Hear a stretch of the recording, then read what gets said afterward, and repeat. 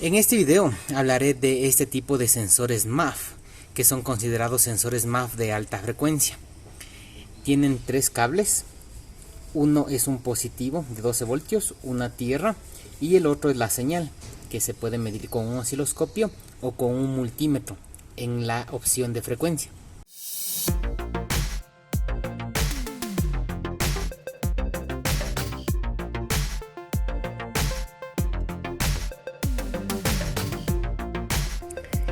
Este es el sensor MAF del cual deseo hablarles. Tiene este diseño característico y lo podemos encontrar comúnmente en la línea General Motors. En los vehículos Silverado, Cheyenne, Tahoe, Mini Blazer, Sierra del 97 en adelante. También lo encontramos en la línea Isuzu. Por ejemplo, en este momento me encuentro en un Trooper Vago. En el Ecuador, los vehículos Isuzu se comercializan bajo la marca Chevrolet. Así que desmontamos un momento el sensor para que se pueda observar el diseño que tiene, que es un tanto peculiar. No es igual al resto de sensores MAF analógicos. Este en particular tiene 3 pines, pero podrían traer más. Recientemente dicté un curso en el cual hablábamos de este tipo de sensores MAF. En el curso que menciono, indiqué que un sensor MAF puede tener un número indistinto de cables, pero siempre al menos vamos a encontrar 3.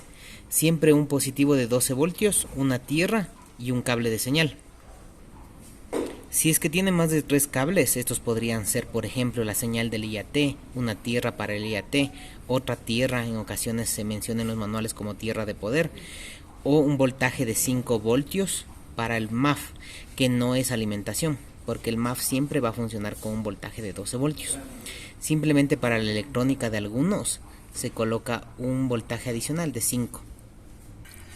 Entonces en este momento hemos colocado el interruptor de encendido en la posición de ON y vamos a ir viendo qué voltajes tenemos en este conector que se conecta con el sensor MAF.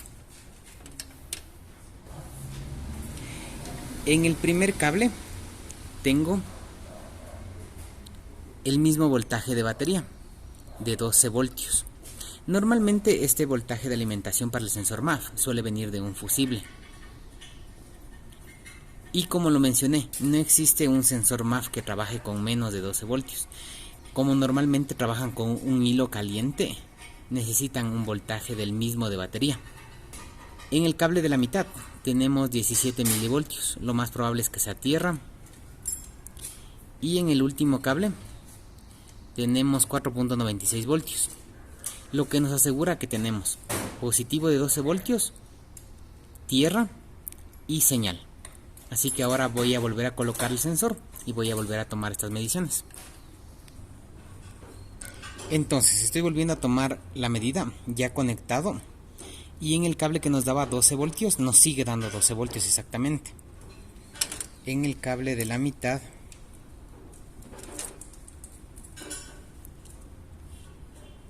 tenemos 28 milivoltios.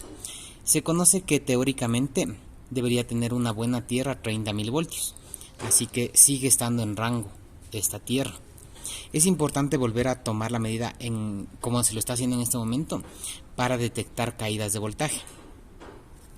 Y por último, en el cable que teníamos 5 voltios de señal, ahora tengo 4.91 voltios. Pero aquí ya no es precisa la medición, ya que en este momento que está conectado el sensor ya nos está entregando una frecuencia. Así que lo que debería hacer es medir frecuencia. Así que voy a desconectar un momento la punta y voy a colocarme en la escala de frecuencia Hz hercios. Y nuevamente voy a volver a tomar la medida. Esperamos que se estabilice un momento. Se suele tardar un poco en estabilizarse. Hemos vuelto a colocar el sensor porque al tenerlo fuera del depurador existen ráfagas de viento que no dejan que la frecuencia se estabilice. Así que vuelto a colocar y estamos midiendo la señal en hercios y es de 134 hercios en este momento que está solo en contacto o la posición de encendido en ON. De igual manera se ha colocado el osciloscopio Y esto mismo lo podemos corroborar aquí. Tenemos esta frecuencia y tenemos la medida de frecuencia acá abajo, que nos dice que tenemos 136 Hz, exactamente lo mismo que nos marca el multímetro.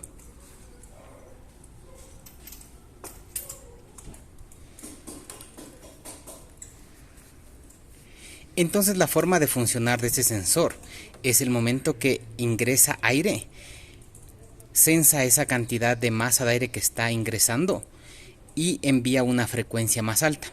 Entonces en este momento tenemos 137, el momento que prendamos el auto ya tenemos flujo de aire y nos va a marcar una frecuencia aproximada de 2000 Hz. Entonces en este momento que prendimos ya el motor tenemos una frecuencia de 2.668 kHz, lo que es lo mismo 2268 Hz.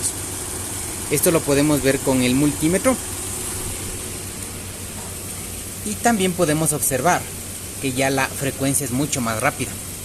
Y aquí tenemos también la frecuencia que nos da el osciloscopio, que nos marca lo mismo del multímetro, 2.670 aproximadamente kHz. Así que en función del número de ciclos que se están repitiendo aquí, la computadora de motor lo interpreta. Y por ejemplo, en este momento que está un poquito acelerado el motor porque aún no alcanza su temperatura normal de funcionamiento, tenemos una lectura que nos está entregando la computadora de motor de 4.4 gramos sobre segundo. Existe una regla empírica que nos indica que en relantí la cantidad de gramos sobre segundos debería ser 1 gramo por cada litro de motor. Este motor es en un 3.2, entonces más o menos nos debería estar dando 3.2 gramos sobre segundo. No siempre se cumple esta regla, pero nos da un aproximado. Así que en este momento que está un poco acelerado el motor, vemos que prácticamente sí se cumple esta regla. Así que lo que ahora vamos a hacer es colocar el motor a 3000 revoluciones para que se pueda observar cómo varía el dato de frecuencia en el multímetro, en el osciloscopio y también en el escáner. Así que vamos a colocarlo a 3000 revoluciones.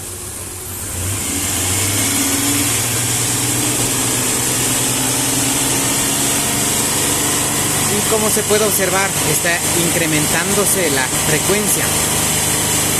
En este momento que tenemos 3000 revoluciones, con el multímetro tenemos 3.8 kHz. Vemos que la señal en el osciloscopio se ha vuelto mucho más rápida. Y de igual manera tenemos lo mismo que nos marca el multímetro, 3.8 kHz. Vamos a ir desacelerando de a poco para que se pueda observar cómo cambia la frecuencia.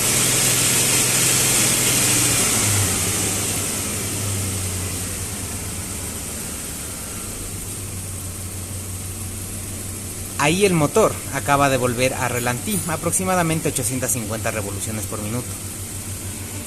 La frecuencia nuevamente se ha ubicado en 2.1 kHz. Es lo mismo que podemos ver en el multímetro. Vamos una vez más a colocar las 3000 revoluciones y ahora vamos a ver el dato que nos da el escáner.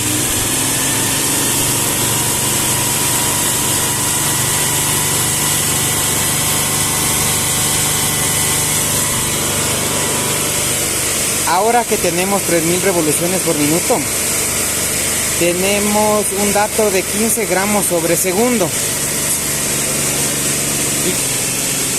Y como lo mencioné, eso va en función de la frecuencia que tenemos, que en este momento es de 3.7 kHz. Por último, vamos a ir haciendo aceleraciones bruscas para ver cómo se comporta la frecuencia.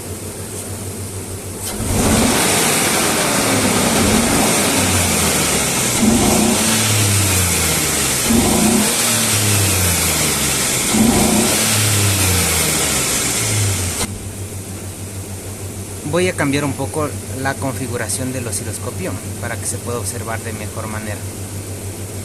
Voy a colocarlo a 200 microsegundos. Vamos nuevamente.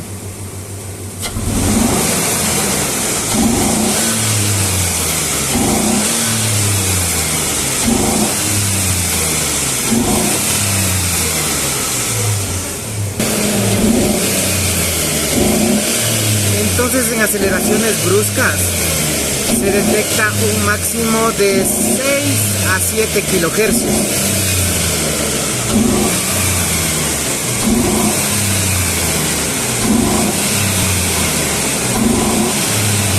Así que ese es el funcionamiento de este tipo de sensores MAF, considerados sensores MAF de frecuencia, y entre los sensores MAF de frecuencia de alta frecuencia.